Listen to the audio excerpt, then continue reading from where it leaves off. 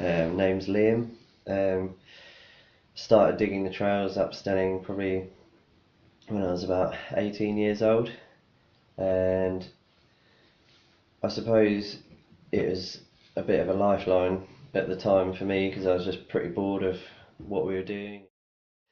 It definitely started off as being just a personal project. Like I say, it was just something to keep me busy. Along the downs there's not really that much variation in terrain, so that part of the downs had the big bowl, which just lent itself to both like cool features, and it also makes it's easier to do.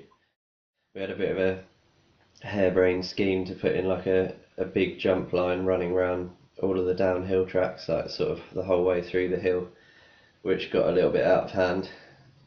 We started off with little like sort of fast low jumps, and then we ended up with like 7 foot tall piles of mud and 35-foot gaps.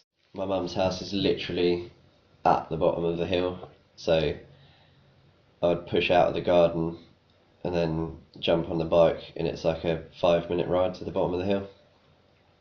Like I said, I had the pump track as well there, so it was like it was a pretty good little playground.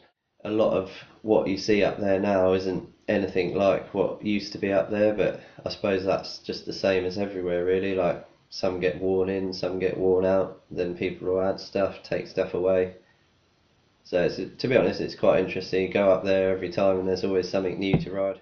The worst part for me was the turn of the season. So you start losing that light in the summer, and then you're coming home from work, and where you used to have like 5-6 hours of light to play with, I was getting home from work and it was already dusk, and I'd literally be like running up the hill with my bike to try and get a couple of laps in, and then just dig the rest of the time until it's literally too dark and you can't see what you're doing.